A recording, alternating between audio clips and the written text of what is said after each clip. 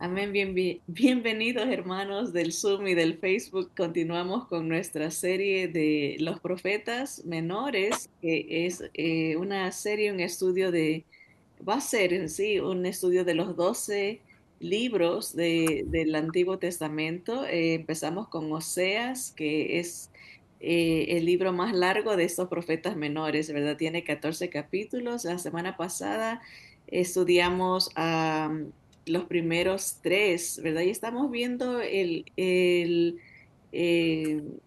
como quien dice, la historia detrás del libro, ¿verdad? Quién era Oseas, ¿verdad? Su vida personal, su familia, ¿verdad? Vemos que el Señor usa su matrimonio para reflejar lo que es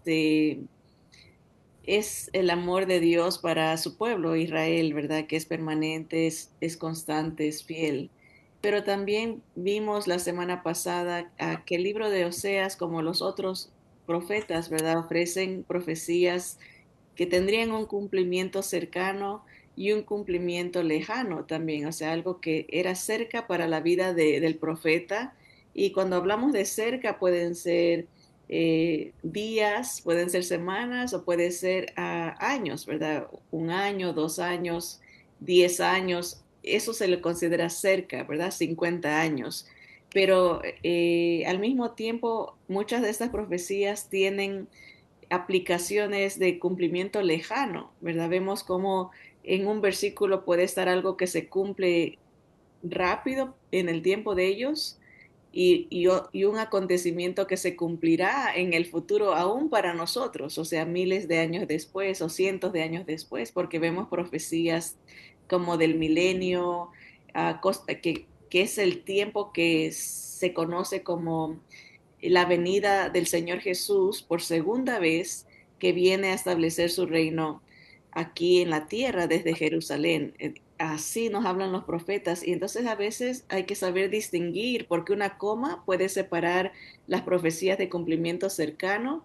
Hay una coma y se incluye una profecía de cumplimiento lejano, ¿verdad? Entonces, a medida que uno aplica esta manera de leer las escrituras, se familiariza y empieza a identificar más fácilmente lo que se proyecta al futuro nuestro, pero todavía no se ha cumplido, ¿verdad? Como el día de Jehová, que es el tiempo que el Señor va a castigar al mundo, a traer su juicio, ¿verdad? A veces malinterpretamos la palabra castigar.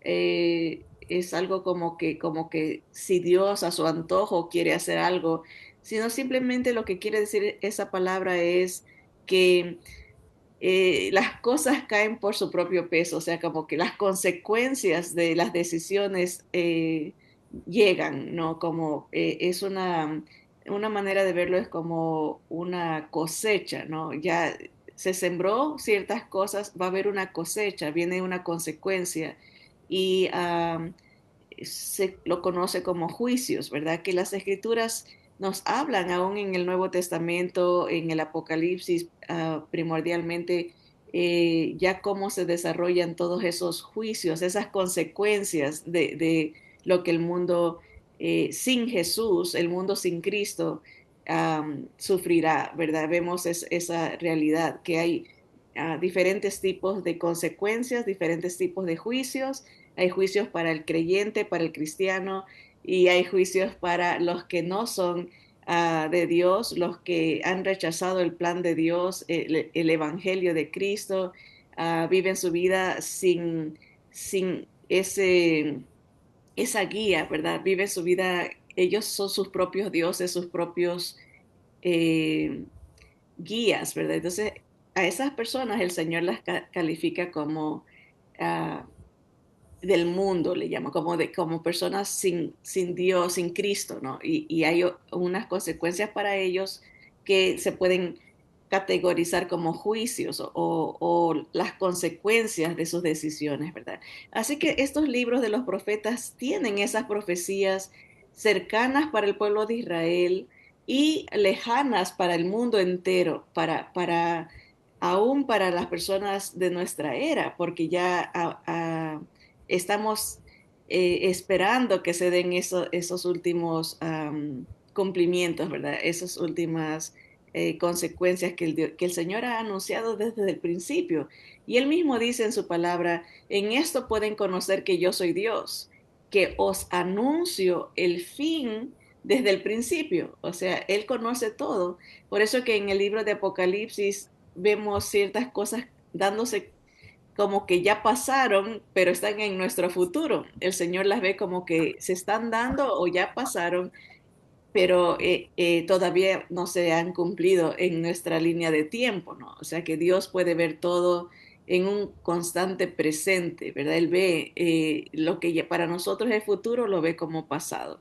Así que los profetas confirman la veracidad de la palabra de Dios, ¿verdad? La palabra de Dios eh, se va a cumplir, se ha cumplido, se cumple y se cumplirá, no falla. La palabra de Dios es una roca en la que uno puede estar seguro porque es la verdad.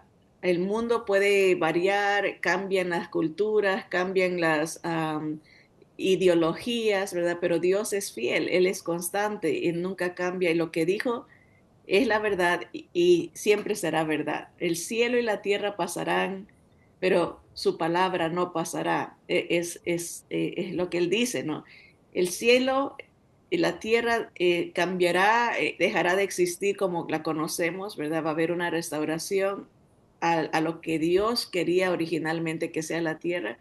En otras palabras, lo que vemos se quemará, dice las escrituras, pero del Señor viene un cielo nuevo, una tierra nueva. El cielo que conocemos ahorita, el cielo y la tierra pasarán, pero su palabra, lo que Él ha dicho, lo que Él ha anunciado, permanecerá. Esa es la paz que el creyente tiene, que puede estar, basar su vida sobre esa roca, ¿verdad? La palabra de Dios. Jesús es la palabra viviente, Él es el verbo viviente, o sea, Él es la personificación de las escrituras, Él vivió lo que es la voluntad de Dios, ¿verdad? Así que en sí lo que la palabra nos está diciendo es, el cielo y la tierra va a pasar, el sistema del mundo, todo lo que el hombre puede pensar que es lo máximo, pasa, pero Jesús, sus propósitos, su gloria no pasará.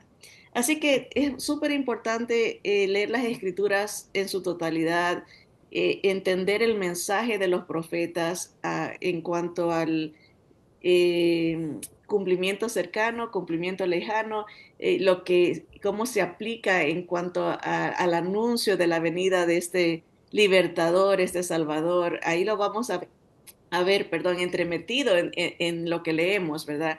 Así como a veces de una manera media escondida, pero cuando uno lee la palabra y empieza a buscar ese cumplimiento cercano, ese cumplimiento lejano, donde encuentra a Jesús en las porciones, se lo encuentra. El Señor da esa promesa, ¿no? El que me busca me encuentra. Y el Señor Jesús dijo, escudriñad las escrituras porque ellas dan testimonio de mí.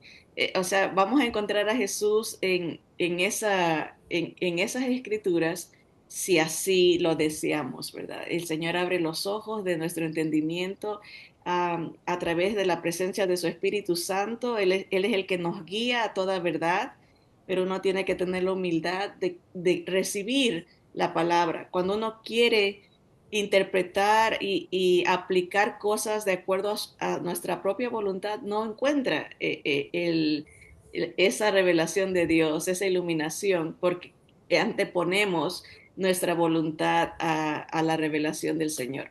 Así que es muy importante llegar a las escrituras con un corazón humilde, con un deseo de acercarse a Dios, de que Dios le revele qué es lo que está mal en uno, porque mucha gente abre las escrituras para aplicarle a otros, que cómo tú debes de cambiar tu vida, cómo tú debes de acercarte a Dios, pero cómo uno se acerca al Señor, porque la palabra dice que todos daremos cuenta, todos vamos a comparecer ante el Señor, ¿verdad? El creyente, la iglesia, como se denomina, ¿verdad?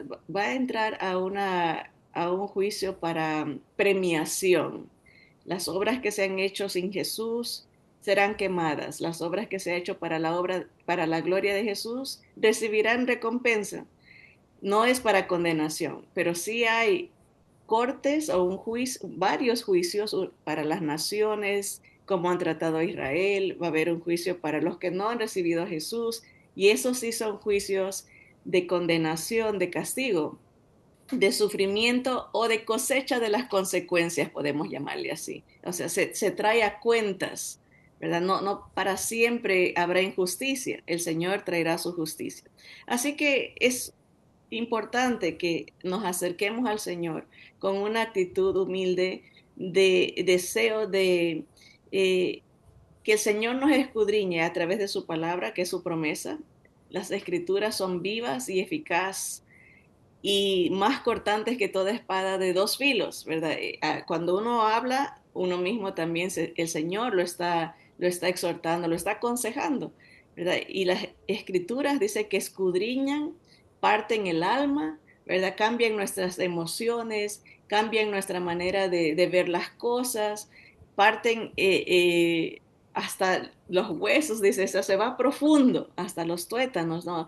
Nos cambia el corazón cuando tenemos esa actitud de que Dios nos enseñe, que Dios nos cambie, que Dios nos purifique con su palabra. Así que tienen mucha relevancia estas escrituras, ¿verdad? En nuestras vidas. Mucha gente se enfoca solo en leer el Nuevo Testamento porque en un sentido es más fácil tal vez de entender la vida de Jesús, sus milagros, pero otros dicen solamente voy a leer las palabras de Jesús, pero Jesús nos habló de las palabras que fueron reveladas en el Antiguo Testamento. Él era judío, él obedecía y leía las escrituras, ¿verdad? Muchos dicen que el libro favorito del Señor Jesús, porque lo citó muchas veces, era el libro de Deuteronomio, el quinto libro del Antiguo Testamento. Así que la ley de Dios, ¿verdad? Y los salmos, el Señor cantaba, los salmos eran prácticas judías como hasta el día de hoy. Así que es muy importante no descartar, no desechar todo el consejo de Dios, todas las escrituras, desde el principio del Génesis hasta el final, al Apocalipsis, porque no podemos entender el Nuevo Testamento si no tenemos una base del antiguo. Las cosas se nos harían extrañas, raras, no podríamos aplicarlas si no tenemos ese trasfondo.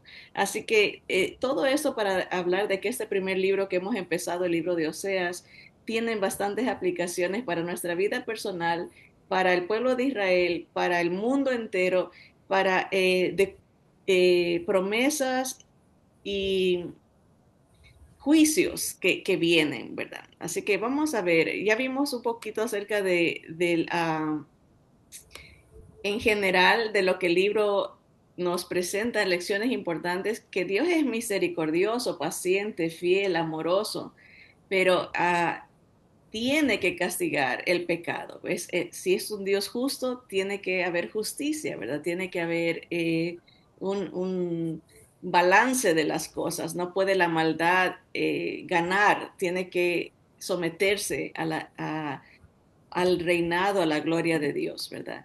También vimos en la clase anterior que el arrepentimiento lleva a un cambio de mente o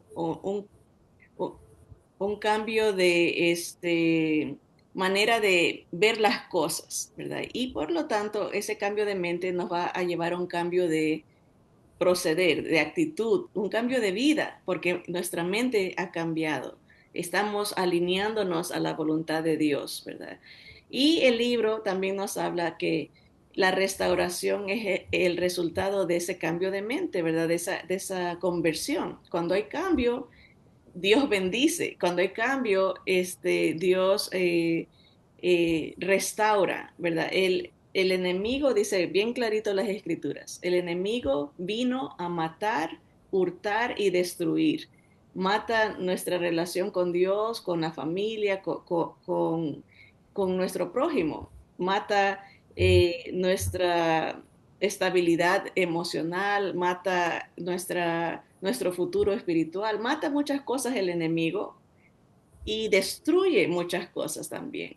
Destruye, roba la paz, roba el gozo, roba la vida que Dios nos quiere dar. Hay veces que físicamente trata de robar aún la vida.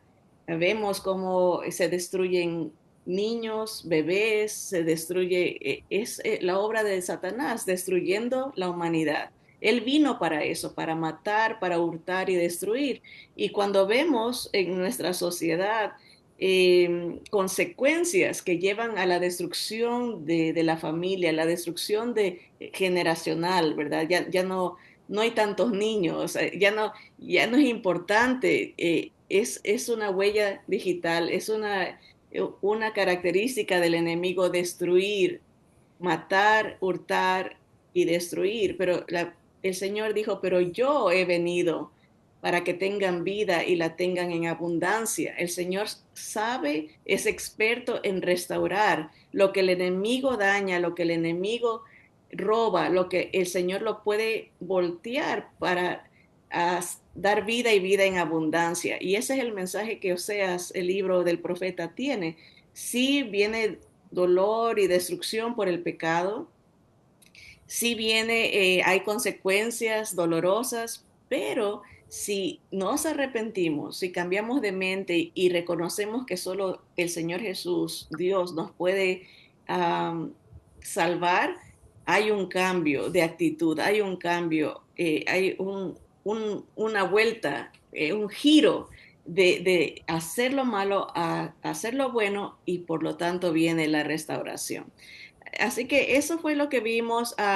Vimos que hay un paso obvio en la narrativa, ¿verdad? Eh, el anuncio de que el juicio viene, la gente se arrepiente, hay un cambio y viene la restauración. Ese es el patrón. No puede haber felicidad sin antes haber un arrepentimiento, haber un cambio. No puede haber restauración. Tiene que seguir ese paso. Y normalmente viene cuando la gente está experimentando ya el juicio, ya el dolor, ya las consecuencias. Ahí reflexiona y recapacita, vuelve en sí. ¿Se acuerdan la historia del hijo pródigo? Se le ha llamado así, el hijo pródigo. Pródigo quiere decir generoso. En realidad dicen que se debió de haber llamado el padre pródigo, que quiere decir el padre generoso que perdona, el padre que restaura, el padre que recibe. El hijo sí era generoso en hacer cosas malas, gastó su dinero, pero vinieron las consecuencias. Tarde o temprano sufrió hambre, sufrió vergüenza, sufrió suciedad, ¿verdad? Estar en lo más bajo, ¿verdad? Pero dice la palabra que volvió en sí, como que se le abrieron los ojos, ¿no? Vino ese momento de reflexión, pero ya estaba sufriendo las consecuencias. Y ahí ese es el patrón casi que vemos en el ser humano. Así somos, como que tenemos que pasar ese dolor, ver que nuestro camino, nuestra decisión no es el que Dios quiere para poder reflexionar, volver en sí y de ahí viene la restauración. Así que el libro de Oseas nos da ese patrón, ¿verdad? El Señor anuncia, la gente no hace caso, sufre las consecuencias, reflexiona, se arrepiente y viene a la restauración. Obviamente hay generaciones que no reflexionan. A veces ese reflexionar puede tomar una generación completa y por lo tanto esa generación sufre las consecuencias la obra de Satanás, que es la muerte, la destrucción, viene el hurtar, matar y destruir. Y de repente una generación abre sus ojos y dice, sí, ya ahora entiendo, y hay el cambio, ¿verdad? Así que no necesariamente por ser un patrón sencillo de que juicio, reflexión, arrepentimiento y restauración, no necesariamente sucede en un día o dos, puede que pase mucho tiempo, muchos años, ¿verdad? Y por lo tanto hay mucho sufrimiento, mucha agonía.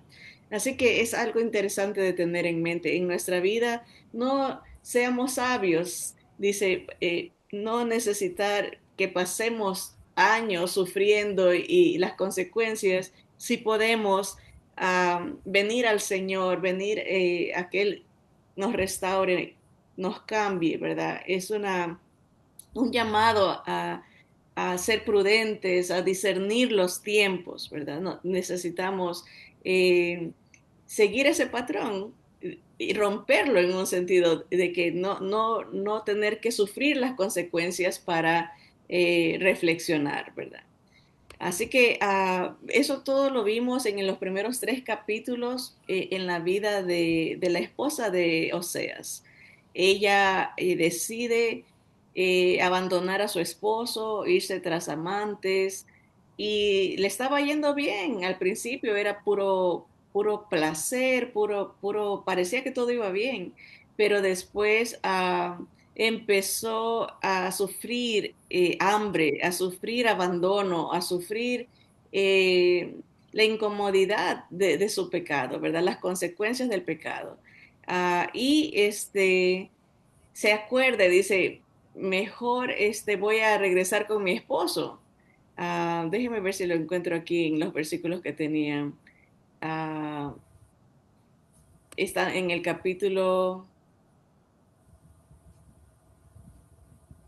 capítulo 3 está el llamado a Oseas de que la restaure, ¿verdad? De que tenga compasión de ella y él va y la compra. O sea, ella llegó a irse a lo más bajo que ser una esclava, una persona despreciada, una persona abandonada. Ella pensó que iba a estar bien, pero le fue mal, ¿verdad? Y ahí vemos la restauración que el Señor promete al que regresa, ¿verdad? Ella eh, dijo, voy a volver al esposo que tenía, ¿verdad? Y él la perdonó. Así que hasta ahí llegamos en el capítulo 3. Hoy vamos a ver el capítulo 4 y 5, poquitos, más del 4, poquito del 5. Pero siempre recordemos, ¿no? Que escuchar la voz de Dios sí, es lo más importante, porque él sabe lo que nos conviene, él sabe cómo somos, él sabe cómo nos protege, ¿verdad? Y dentro de cómo escuchamos la voz de Dios es a través de su palabra. Ahí va él a hablarnos, a veces usa personas para que nos aconsejen de acuerdo a la palabra, porque también hay consejos que son en contra de la palabra y esos no hay que escuchar, ¿verdad? Por eso está el discernimiento que Dios nos ha dado a los hijos de Dios de poder diferenciar entre la voz de Dios y la voz del enemigo. El enemigo, sus consejos siempre van a ser de aprovechamiento eh, placentero temporal, ¿verdad? Y te va a decir, escucha tu corazón, haz lo que tú quieras, es tu vida, que nadie se meta, ¿verdad? Esos son consejos del diablo, porque es para mal, para destrucción, no es la voz de Dios. Dios nos va a aconsejar para protegernos y para darnos vida eterna para siempre. Nunca va a buscar nuestra destrucción, sino nuestro, nuestra vida, nuestra estabilidad y relación con Él, ¿verdad? Así que hay que aprender a escuchar la voz de Dios, recapacitar y regresar a Él, ¿verdad? Para que Dios restaure. Bien, vamos a ver ahora, muy importante, acuérdense que los profetas, el libro de Oseas, eh, empieza en el versículo 2 nos dice, este es el principio de la palabra de Dios, de los juicios de Dios. Oseas es el primer profeta que empieza esta palabra de consecuencias que van a venir por la desobediencia de Israel. Acuérdense que son 7 los profetas que de acuerdo a la historia, se calcula que eran contemporáneos.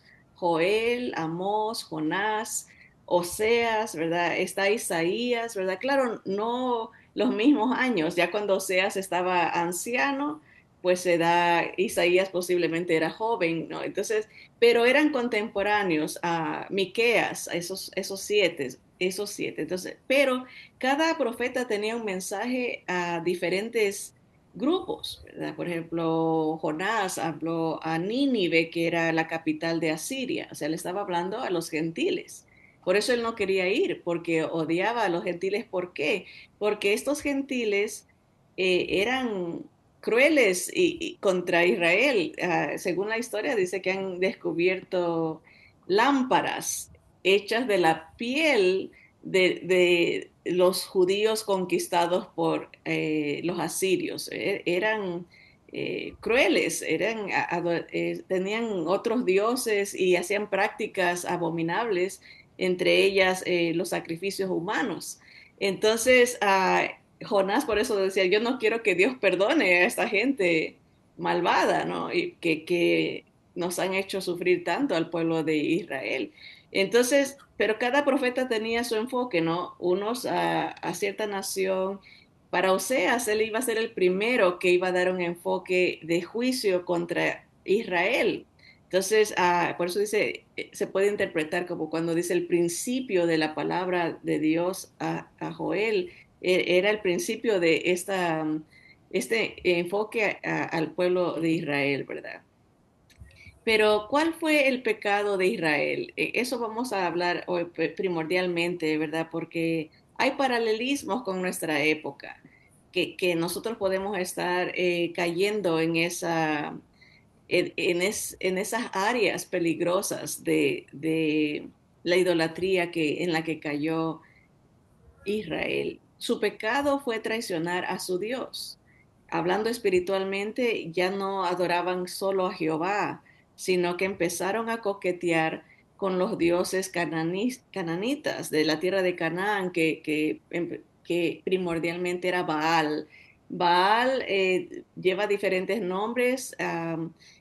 Baal quiere decir Señor, como mi dueño. Entonces la gente se entregaba a este dios pagano que tomaba diferentes formas, ¿verdad? Podía ser el dios de la cosecha, el dios de la lluvia, el dios de la sexualidad, el dios de diferentes áreas, o sea que se convertía como en diferentes dioses paganos, ¿verdad? Y la idolatría, vamos a hablar de eso, muchas veces pensamos que es nomás hacer una imagen, ¿verdad? Como una estatua o algo así. Y sí, sí lo es. Los pueblos paganos tenían muchas estatuas, muchas figuras, ¿verdad?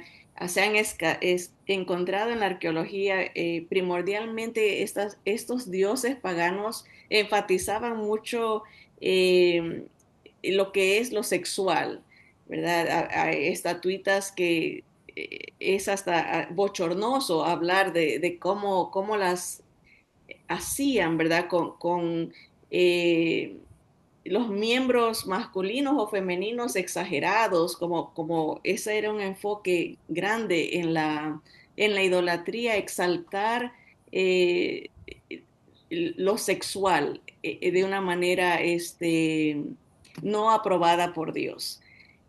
Y eso, la idolatría es amar a estas corrientes, porque ahorita no lo vemos en forma de muñecos o de estatuas, ¿verdad? Pero lo vemos a través de filosofías, ¿verdad? Donde diga, por ejemplo, sigue tu imaginación, haz lo que quieras, ¿verdad? Eso es amar a dioses hechos de la imaginación humana, ¿verdad? Apartarse de la verdad de la palabra para seguir prácticas vacías y pecaminosas, ¿verdad? Podemos ver todo esto, por ejemplo, en prácticas modernas, lo que es la pornografía, todo lo que sea una desviación del diseño de Dios, ¿verdad? Es algo que se fomenta en las prácticas idolátricas, o sea, es una idolatría seguir la corriente de nuestra imaginación y de nuestro corazón perverso. Dice las escrituras que nuestro corazón es desesperadamente perverso. Es la versión en inglés, dice así, de que no podemos confiarnos en nosotros porque nuestra mente, nuestra imaginación sin Cristo Jesús es perversa, ¿verdad? Es pecaminosa, ¿verdad? Y eso nos lleva a la idolatría, que es complacer los deseos, adorarnos a nosotros mismos más que a Dios. Así que estos dioses paganos eran manipulables porque toleraban lo que la persona deseaba. Es más, era como que fomentaban lo que la persona quería sexualmente, ¿verdad? Normalmente estos dioses tenían, o estas religiones, la religión pagana a Baal, tenían prácticas sexuales debajo de los árboles, en las colinas, en los templos paganos, se sacrificaban, entre comillas, se podía decir así, miren el punto final, el dios Baal permitía y requería sacrificios, entre comillas, sexuales y corporales. O sea, la gente se cortaba, se marcaba como una entrega a estos dioses, ¿verdad? Como para alcanzar ¿cuál es la palabra cuando, como una premiación, alcanzar complacer a estos dioses, ¿verdad? Se pensaba que a través de esto, si se cortaban, se lastimaban, si gritaban, su Dios los escucharía. Esa era la idea detrás de estas religiones, ¿no? De que el sacrificio corporal en forma ritual conectada con la sexualidad, traería bendición, ¿verdad? Eso es lo que ellos pensaban, ¿verdad? Porque sus dioses toleraban y fomentaban estos desvaríos. La idolatría se puede definir como una confianza en otros en lugar de Jehová. Por ejemplo, estos dioses, según ellos, prometían traer lluvia, traer cosecha próspera, si es que la gente se sacrificaba para ellos, ¿verdad? Y normalmente la idolatría viene como una ingratitud en el corazón humano. No reconocer que es Dios el que nos hizo, no reconocer que es Dios el que nos salva, el que provee, no reconocer a Dios, ser ingratos, y eso lo vamos a ver en algunas porciones de Oseas, porque Dios les dice, porque han prosperado, ahora me olvidan, ¿no? Es parte del peligro del materialismo, que uno se olvide del Dios verdadero, ¿verdad? También el libro de Oseas nos habla de que el Señor dice, me han dejado porque aman las tortas de pasas. Hacían, parte de la religión era hacer tortitas dulces para Baal y para la diosa del cielo, porque era una pareja, Baal y su esposa, o el dios Baal y la diosa Astoret. Tenían diferentes nombres, ¿verdad?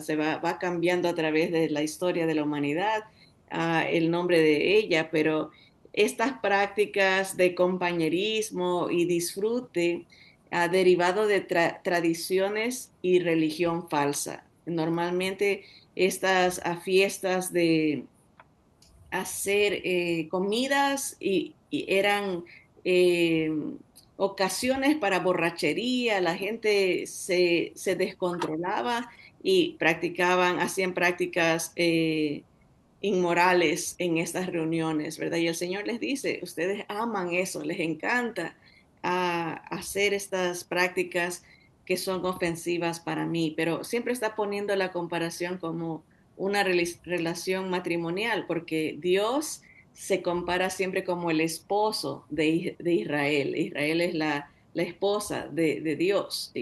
Y le dice a Israel, tú me traicionas con otros dioses paganos, ¿verdad? Así que vamos a ver los versículos. Por ejemplo, en Oseas 4:12 encontramos que dice, mi pueblo a su ídolo de madera pregunta y el leño le responde, porque espíritu de fornicaciones lo hizo errar y dejaron a su Dios para fornicar. Aquí se menciona y vamos a hablar un poquito de eso, de este espíritu, es como la presencia de un demonio en estas prácticas, cuando la persona prefiere seguir a un Dios falso, a una religión falsa, a un a una figura, a una estatua, a una práctica que es contraria a Dios, es dice las escrituras que es una influencia espiritual diabólica. Y Oseas 4:6, estamos en el capítulo 4 ahorita de Oseas, estos son unos versículos que resaltan como más conocidos. Dice, mi pueblo fue destruido porque le faltó conocimiento. No quiso recibir los consejos, quiso seguir lo que le complacía, lo que era el placer de lo que estos dioses incentivaban, ¿no? Lo que estos dioses aprobaban. Entonces decían, me gusta más esta religión que tener, que amar a mi Dios, ¿verdad? Y dice, cuando un pueblo, cuando una persona no tiene el conocimiento de la palabra de Dios, de los deseos y lo que Dios sabe que nos beneficia, sufre las consecuencias. En este caso dice, fue destruido. Generacionalmente iba a venir la destrucción, todavía no había llegado, pero Oseas lo está anunciando, va a venir el sufrimiento, va a venir el momento de destrucción. Vamos a hablar un poquito acerca de este espíritu de fornicaciones. Le habla en Oseas 4:12, ¿era verdad? Déjenme ver si puedo retroceder aquí. A veces, así. Oseas 4:12 habla de ese espíritu de fornicaciones, ¿verdad? Ah, en las escrituras en inglés le llaman espíritu de prostitución. Porque es degradarse el cuerpo, es no valorarse, practicar esto. Puede ser fornicación, es estar con eh, alguien sexualmente antes de casarse, también le llaman adulterio al que está casado y se va con otra pareja. Eso es un espíritu de fornicaciones o se está prostituyendo, su alma se está eh, destruyendo. Es algo que al nivel espiritual no lo vemos, pero Dios sí lo ve. Algo se está decayendo en su interior, ¿verdad? Que se va a reflejar eventualmente en lo físico también, porque el Señor dice que hay pecados que están fuera del cuerpo y hay pecados que están en el cuerpo, ¿verdad? Que van a afectar el cuerpo también, no solamente el espíritu, pero el cuerpo. Así que este espíritu de fornicaciones o la palabra prostitución, eso es lo que quiere decir, ¿no? Que se está contaminando, se está destruyendo el cuerpo de alguna manera. Pero ese espíritu de fornicaciones sería esta inclinación a la idolatría, esta inclinación a dejar a Dios, esta inclinación de eh, hacer cosas que traen placer temporáneo, pero que eventualmente traerán destrucción espiritual y a todo lo que nos rodea, ¿verdad? Emocional. Cuando la persona está practicando este tipo, no tiene estabilidad, está ansiosa, ansioso, con temores, físicamente sufre alta presión, y hay mucha ansiedad porque es un reflejo de lo que está pasando espiritualmente, interiormente, y se va a reflejar en lo físico también. Pero si este espíritu de fornicaciones, este espíritu de prostitución espiritual, ¿verdad? Que se refleja en lo físico también, está en estos ídolos, está en estas estatuas o está en estas prácticas religiosas paganas, ¿verdad? Tenemos que definir qué es la idolatría, ¿verdad? Ah, Vamos a ver algunas. Dice, idolatría es hacer lo que trae placer en todas las áreas. Puede ser física, mental, espiritual o sexual, y hacerlas aunque estén en contra de la voluntad de Dios. Por ejemplo, físicamente hacer lo que uno sabe que Dios prohíbe, ¿verdad? Eso es una idolatría porque se está prostituyendo a la persona, está traicionando a Dios, ¿verdad? Espiritualmente, ¿verdad? Puede ser algo um, mental, ¿verdad? Cuando confiamos más en nosotros o confiamos en algún sistema, confiamos en nuestros logros, confiamos en nuestro dinero, más que en el Señor, porque es una traición, se está confiando, la fe se está poniendo en otro ser o otro elemento que no es Dios, ¿verdad? Eso es idolatría, hacer cosas que desobedecen a Dios, pero las hacemos porque nos trae placer y aunque sabemos que le duele a Dios, que esa no es la voluntad de Él. Idolatría puede ser adorarse uno mismo, que está conectado, ¿verdad? Porque cuando anteponemos nuestra voluntad, voy a hacer lo que yo quiero, no lo que Dios quiere de mí, ¿verdad? Estamos elevándonos sobre Dios, ¿verdad? Porque ya Dios no es el dueño de nuestra vida, sino que nosotros somos los que queremos hacer lo que deseamos, ¿verdad? Eso es idolatría porque pones tu fe en ti mismo, ¿verdad? Y muchas veces cometemos el error de pensar de que idolatría es solamente el, una estatua, ¿verdad? O algo físicamente que se puede ver. Idolatría está en el corazón y no necesariamente es una religión solamente, puede ser una actitud que tengamos de decir, no, en esta área voy a hacer mi voluntad y no la voluntad de Dios, ¿verdad? Yo me pongo sobre Dios. Por eso dice, no tendrás dioses ajenos delante de mí, dice el Señor. Y esos dioses puede ser uno mismo, ¿verdad? Porque mandamos nosotros y no la voluntad del Señor.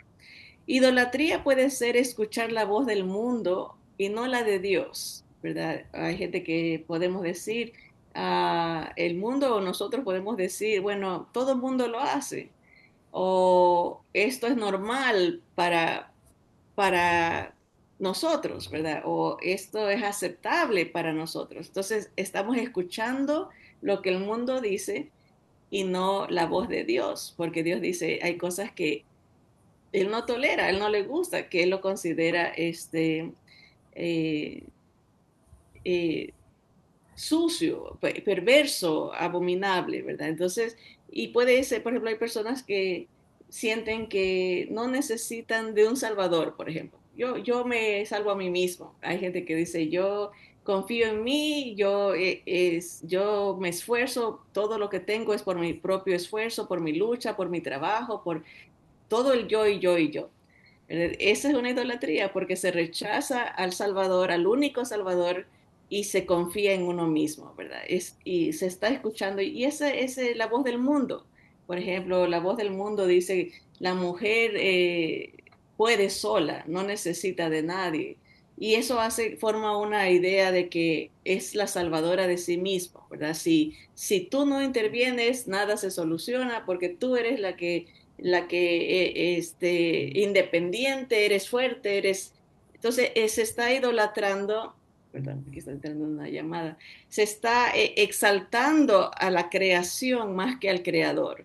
Cuando uno tiene que reconocer, Señor, te necesito, yo no soy nada sin ti, tú me das la vida, por ti existo, por ti me muevo, por ti tú eres el que das la sabiduría, tú, Señor, eres el que me das las fuerzas. Ayúdame, Señor, a distinguir lo que no te agrada, lo que te agrada. Dame un espíritu humilde, ¿verdad? Pero si seguimos la voz del mundo, vamos a sentirnos que somos superiores, que somos más influyentes que Dios. Y lo mismo le puede pasar al hombre, o hombre, mujer, no importa. La voz del mundo siempre es tú haz lo que tú quieras, ¿verdad? Es tu vida y no te preocupes. Eso de que Dios y que eso es un invento, ¿de quién es esa voz, verdad? Acuérdense que Satanás le dijo a Eva, ¿verdad?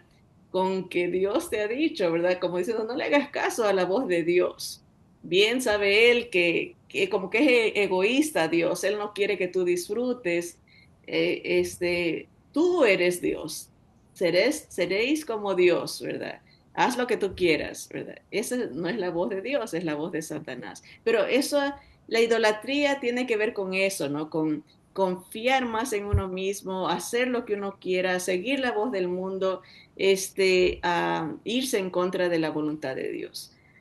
Isaías 57, hablando de este espíritu de fornicaciones o de prostitución espiritual, ¿verdad? O física, ¿verdad? Es algo que va conectado. La mente, el espíritu y lo físico va conectado. Isaías, que era contemporáneo de Oseas, dice en Isaías 57:4, ¿de quién os habéis burlado?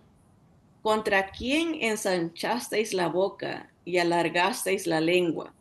Dice, la idea es de que la gente, como cuando los niños sacan la lengua a otro, como sacándole, como diciendo, no, no me importa lo que estás haciendo, es una manera de decir, no te voy a hacer caso, ¿verdad? De sacar la lengua. Y Isaías le dice al pueblo, ustedes le sacan la lengua a Dios, le alargan la lengua como diciendo, tú no te metas en mi vida, ¿verdad? Y dice, no sois vosotros hijos rebeldes, generación mentirosa, que os enfervorizáis, ay, perdón, que eso quiere decir que como que se apasionan, como que se calientan, hablando sexualmente, que se alborotan, dice, con los ídolos debajo de todo árbol frondoso, que sacrificáis los hijos en los valles debajo de los peñascos.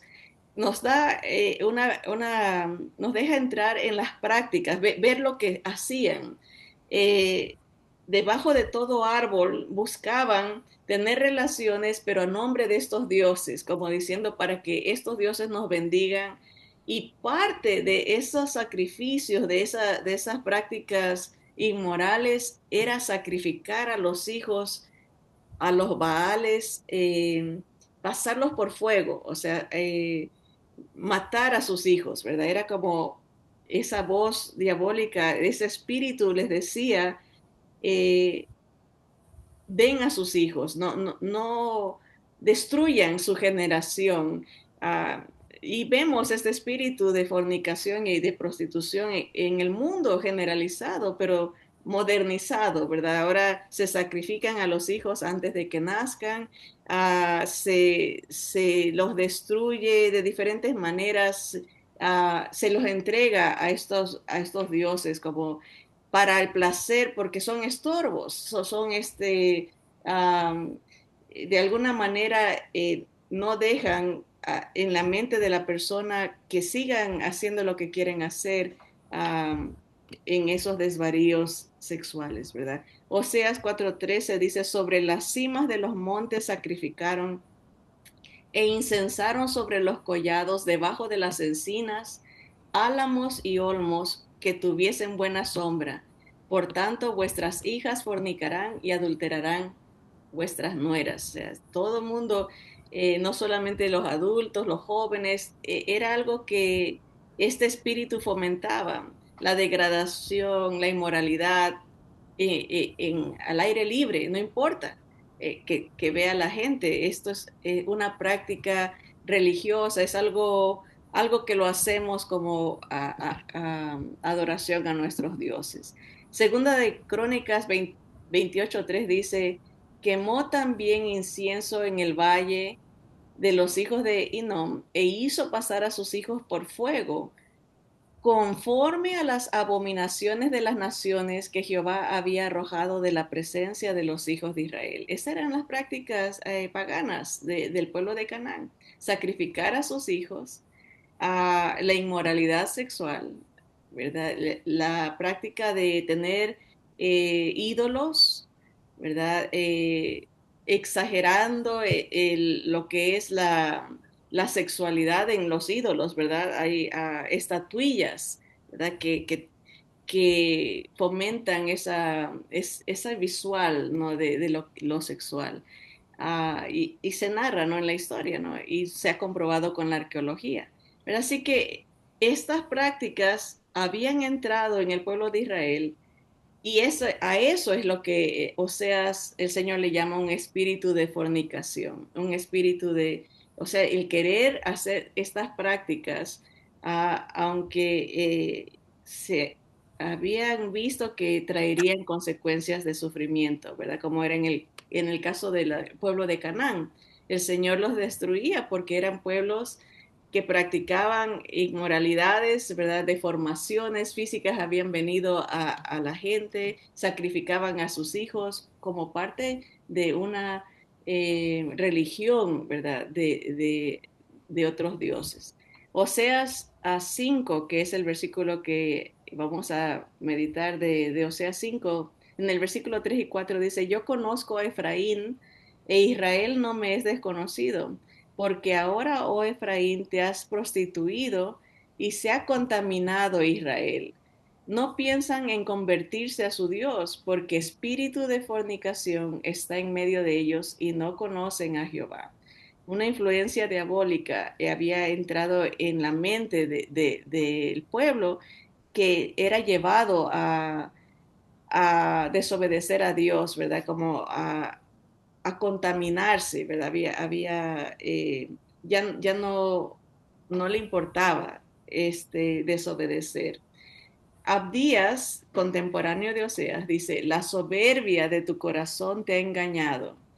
Tú que moras en las hendiduras de las peñas, en tu altísima morada, que dices en tu corazón, ¿quién me derribará a tierra? ¿Verdad? La soberbia es parte de este espíritu de fornicación, porque soberbia es el espíritu de Satanás. Satanás es orgulloso y él dice, yo soy Dios, yo seré como Dios. Es la actitud del que tiene esta influencia de este espíritu de fornicación, es decir, yo voy a estar bien, no le hago, yo sé más que Dios, yo sé es mi vida y yo sé lo que hago de mi vida, Dios no tiene por qué meterse en mi vida, ¿verdad? Es la altivez, es el orgullo, ¿verdad? Es la soberbia del corazón de alguien, ¿verdad? Y eso es un engaño, dice ese, la soberbia te ha engañado, sentirse autosuficiente. El Salmo 106, 37 y 38 dice, sacrifican sus hijos y sus hijas a los demonios. ¿Verdad? Estas prácticas la gente piensa, ¿no? Es libertad de expresión. Hay diferentes nombres que se le ha dado. Uh, hay una muy común que dice que es una elección de cuidado de salud. Es tu salud, es tu bienestar. Eh, de médico, entrega a tu hijo a la muerte, ¿verdad? Y el Salmo dice, esas prácticas se están haciendo a los demonios sin que la persona sepa que está bajo esa influencia espiritual de maldad, ¿verdad? De que no le importa la vida de otro, ¿verdad? Se la entrega a los demonios, dice. Sacrificaron sus hijos y sus hijas a los demonios, Salmo 106, 37 al 38, y derramaron la sangre inocente, la sangre de sus hijos y de sus hijas, que ofrecieron en sacrificio a los ídolos de Canaán, y la tierra fue contaminada con su sangre. ¿Ven? La influencia espiritual es grande, por eso es que es tan triste pensar que la iglesia, el creyente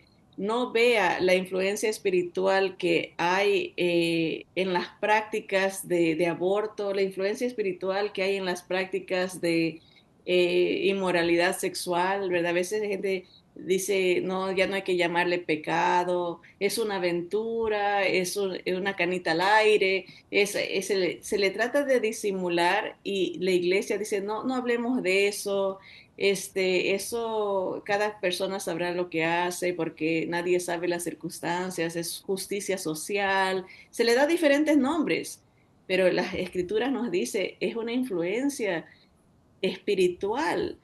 Y eso no se podrá vencer si no se usa la sangre de Cristo, el Evangelio, la palabra de Dios, la oración, el ayuno. Es algo que el Señor nos dice, nuestra lucha no es contra humanos, es contra seres espirituales de maldad que cambian, influencian en la mente, que confunden, engañan, ¿verdad? Que mienten y que pierden a las personas, ¿verdad? Las alejan de Dios. Así que el apóstol Pablo nos reitera esa verdad y nos dice en la primera carta a los Corintios 10, del 18 al 20, dice, mirad a Israel según la carne, hablando físicamente del pueblo de Israel, ¿no? Los que comen de los sacrificios no son partícipes del altar, porque Israel tenía prácticas de sacrificios de animales, no humanos, pero de animales para Dios, ¿verdad? Y dice el versículo 19, ¿qué digo pues? ¿Que el ídolo es algo o se, que sea algo lo que se sacrifica a los ídolos? Antes digo que los gentiles sacrifican, a los demonios sacrifican. Lo que los gentiles sacrifican, a los demonios los sacrifican, dice, y no a Dios. Y no quiero que vosotros os hagáis partícipes con los demonios. ¿De qué estaba hablando Pablo, verdad? De que había prácticas de que se ofrecían sacrificios para los dioses paganos de sus tiempos, ¿verdad?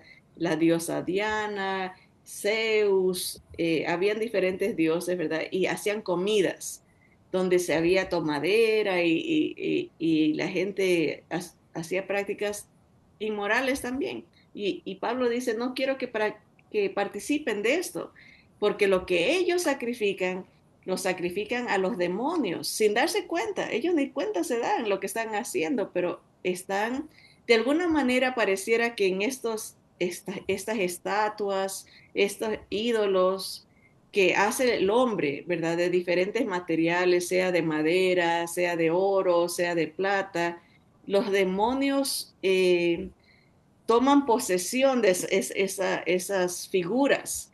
Y cuando la persona se arrodilla delante de una imagen, está sacrificando a los demonios, dice las escrituras. Por eso dice Pablo a los creyentes, no participes de eso, no, porque estás siendo influenciado por una entidad espiritual de maldad. No te corrompas, no te contamines, no dejes que tu corazón se confunda. Hazlo a un lado y deja eso si los gentiles, o sea, los que no son judíos, quieren sacrificar, hacer eso, déjalos. Ellos lo sacrifican a los demonios, pero tú, cuídate, tú no seas partícipe de estas cosas. Así que vemos que en Oseas el Señor nos revela un poquito más en detalle cuál era el problema, porque la gente puede decir, bueno, ¿por qué Dios es un Dios drástico, ¿no? Que solamente quiere andar castigando y todo.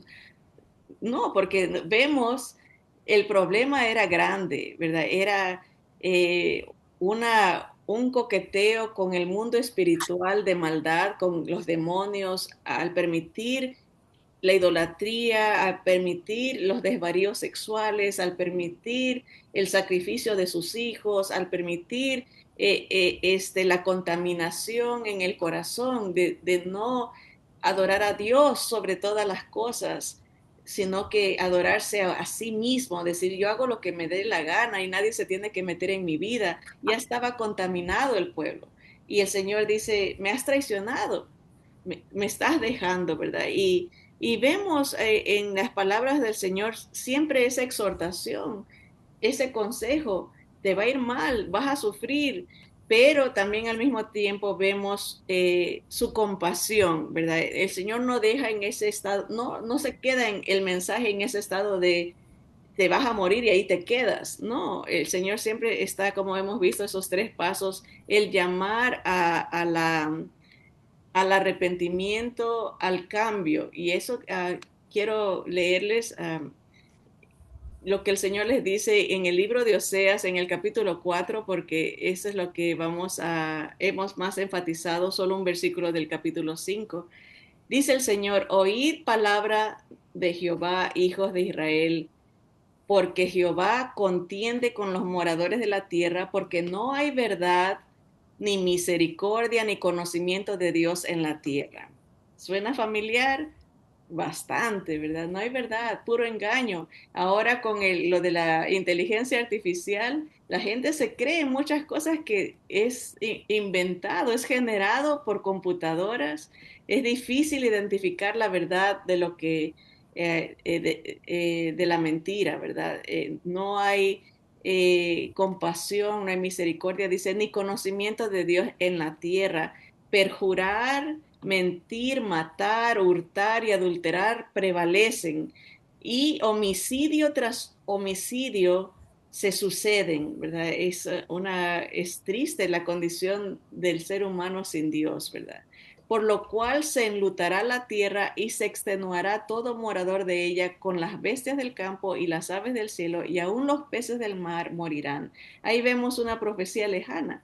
Cuando vengan los juicios de Dios sobre las naciones, el libro de Apocalipsis nos narra como destrucciones atómicas. La tercera parte de la tierra se va a quemar, la tercera parte del mar se va a destruir, la tercera parte de los cielos se van a oscurecer, como que hay acuérdense en que esta destrucción a nivel nuclear abarca mucho y destruye contaminación nuclear, trae mucha destrucción en los cielos, ¿verdad? Llueve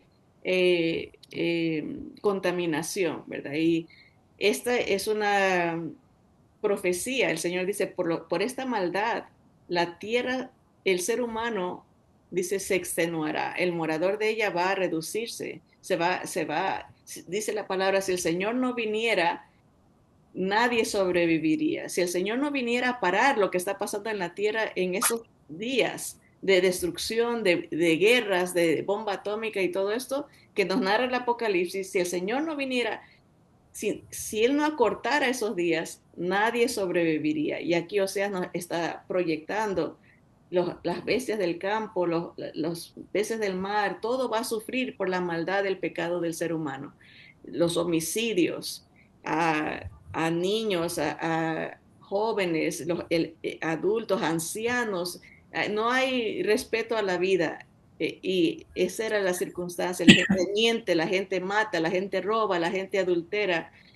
Ciertamente, hombre, no contienda ni reprenda a hombre, porque tu pueblo es como los que resisten al sacerdote. Llega un punto en que todos los consejos de Dios la gente los hace a un lado, los hace a un lado, que es como una resistencia al líder, ¿verdad? Una resistencia al que trae la palabra de Dios, una resistencia al que era penado, era algo grave, algo grande, porque la gente no logra salir del problema, ¿verdad?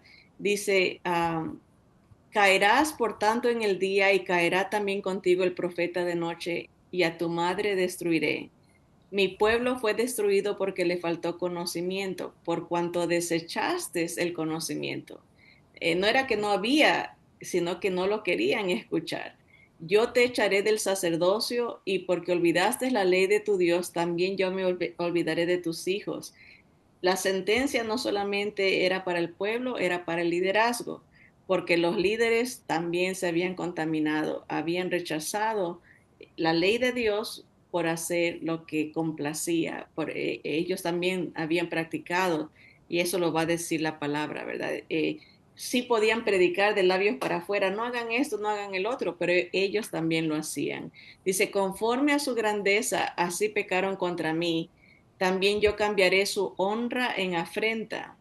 Del pecado de mi pueblo comen, y en su maldad levantan su alma. Y los sacerdotes, los líderes religiosos, sacaban provecho lo malo que hacía el pueblo, porque le daban a ellos el dinero como para que esos sacrificios que ofrecían a sus dioses paganos eran eh, beneficios para el liderazgo religioso. Se hacían ricos del pueblo, ¿verdad? Y el Señor dice, llegas a la grandeza, también vas a sufrir una caída grande porque te has apartado de mí.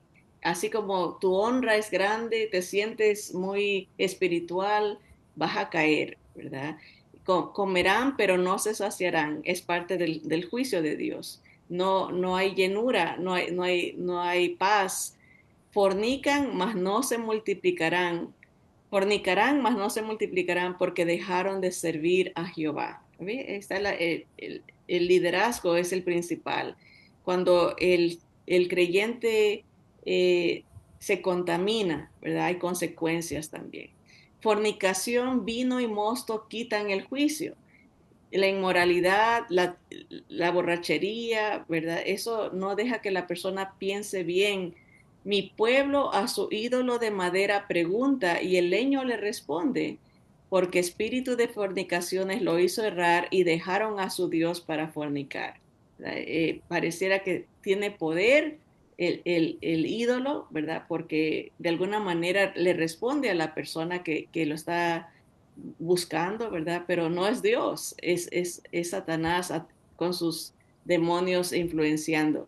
Dice, sobre las cimas, dejaron a su Dios para fornicar, sobre las cimas de los montes sacrificaron e incensaron sobre los collados, debajo de las encinas, de los álamos y los olmos que tuviesen buena sombra. Por tanto, vuestras hijas fornicarán y adulterarán vuestras nueras. No castigaré a vuestras hijas cuando forniquen, ni a vuestras nueras cuando adulteren, porque ellos mismos se van con rameras y con malas mujeres sacrifican. Por tanto, el pueblo sin entendimiento caerá. ¿Verdad? La idea de que el liderazgo se había corrompido principalmente, ¿verdad? Y querían juicio para el de afuera, pero no para ellos. Si fornicas tú, Israel, a lo menos no peque Judá.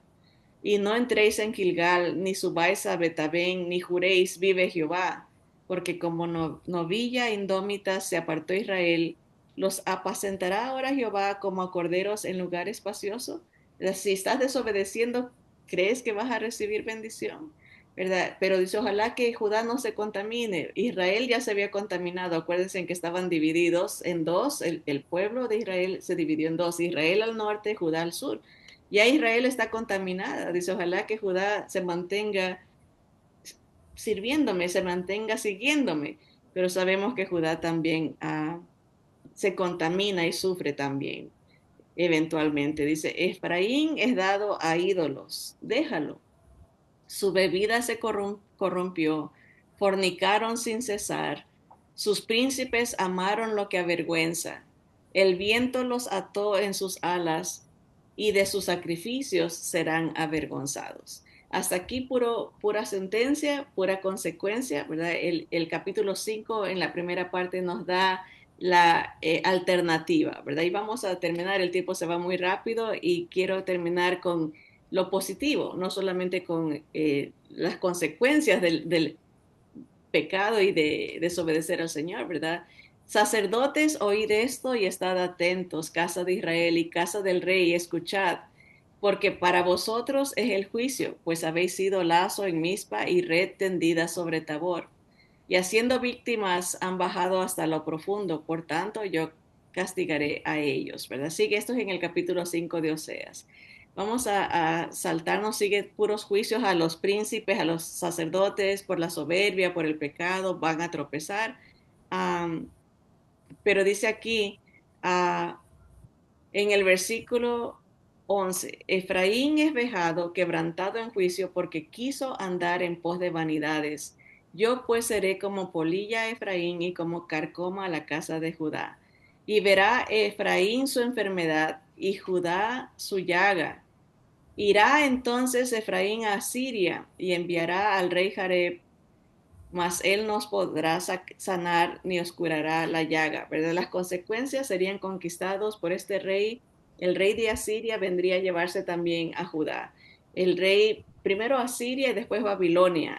Vienen las consecuencias, ¿verdad? Porque yo seré como león a Efraín y como cachorro de león a la casa de Judá. Yo arrebataré y me iré, tomaré y no habrá quien liberte. Sigue los juicios, ¿verdad? Y termina el capítulo 5 en esto, ¿verdad? Dice Dios, andaré y volveré a mi lugar hasta que reconozcan su pecado y busquen mi rostro. En su angustia me buscarán. Esta es otra profecía de lo que va a pasar cuando el Señor venga. Israel va a reconocer, es una profecía de cumplimiento lejano.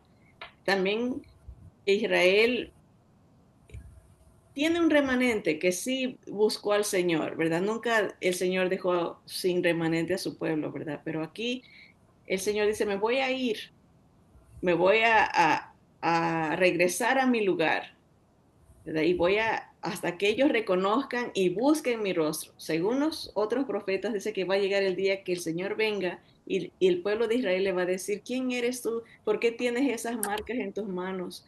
¿Quién te traspasó? ¿Verdad? Y van a llorar y van a reconocer a su Mesías, ¿verdad? Y aquí está, esto es una línea, ¿verdad? Pero se complementa con otras porciones de otros profetas, ¿verdad? En su angustia. Hay una profecía que se llama la angustia de Jacob, que los apóstoles nos los explican como que son esos años de gran tribulación para Israel. En su angustia van a reconocer a su Mesías, van a buscar a Dios y va a haber restauración, ¿verdad? Porque el Señor viene a establecer su reino con ellos en Jerusalén. Así que ahí vemos, aunque es una línea muy pequeña, pero es una línea de promesa. Si regresas a Dios, hay restauración, hay perdón.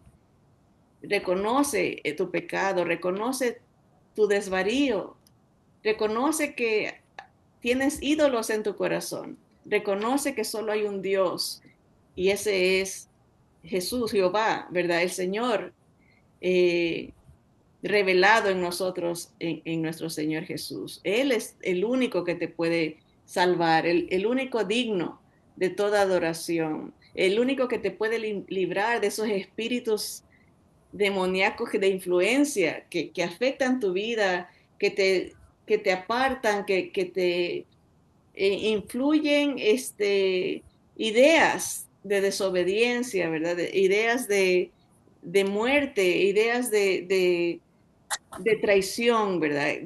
El Señor es el único que te puede librar de eso. ¿Y cómo lo hace cuando uno viene a Él en fe, pidiéndole que Él venga a entrar a nuestro corazón? Jesús, te invito a que tomes control, que tú seas mi Dios, que me libres de todas estas influencias, dame tu paz, dame tu vida, dame tu justicia, tu perfección, para que Dios Padre vea tu perfección en mí y me libre de todas estas consecuencias del pecado, me limpie de toda mi maldad y me rescate, como lo hizo Oseas con su mujer Gomer, ¿verdad? Que lo había dejado. Así que sí hay esperanza, sí hay oportunidad de cambio, cambio de mente, ¿verdad? El arrepentimiento, de restauración al analizar que hemos ofendido a Dios, lo hemos dejado, traicionado con prácticas que no son agradables a Él, pero que a Él nos invita que reflexionemos, a que reconozcamos y que lo busquemos, ¿verdad? Como termina el capítulo 5, que Israel sí va a buscar a Dios, ¿verdad? Y sí va a reflexionar uh, en un futuro, va a recibir a su Salvador, a su Mesías. Así que vamos a orar y vamos a terminar con esa idea, ¿verdad? Vengamos al Señor en búsqueda de su verdad. Señor amado, gracias Padre por tu palabra, gracias por estos capítulos de Oseas que nos dan una visión de cómo el ser humano puede irse degradando, apartando, siendo engañado con prácticas confusas de placer, de inmoralidad, de contaminación, sin darse cuenta muchas veces pensando que es algo positivo, que es algo que va a beneficiar, que es algo que eh, tú no te afecta, que tú no te importa, Señor, pero tu palabra nos explica que es una influencia diabólica, una lucha entre el poder de Dios y la influencia maligna para destruir al humano, que tú quieres que rescatarnos, Señor, de todo espíritu de idolatría, toda vanidad, toda soberbia, todo lo que se levante en contra de nuestro Señor Jesús, que tú lo venzas, Señor, que tú libertes al cautivo, Señor, abre las puertas de la cárcel para aquellos que están esclavizados en su mente, en prácticas deshonrosas, en, en, en no valorar la vida de los hijos, de los niños, de los recién nacidos, de los no nacidos, Señor. ¿Cómo es posible, Señor, que no se tenga compasión ni misericordia por las vidas de los bebés, Señor?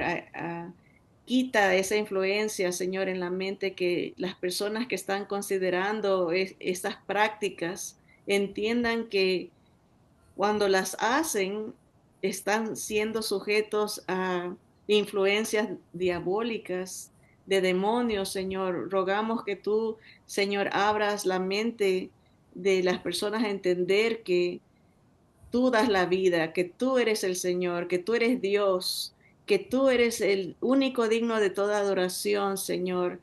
Padre, que estas prácticas que el mundo fomenta son palabras de oscuras de Satanás, que busca destruir, hurtar y matar, Señor, que tú eres el Dios de la vida y la vida abundante, Señor, para aquellas personas que están considerando quitarse la vida, Señor, que estas voces del enemigo, Señor, eh, sean paralizadas con tu poder, Señor, con la sangre de Cristo, Señor. En el nombre de Jesús pedimos, Señor, que tú protejas a las personas que están siendo atacadas en su mente, Señor.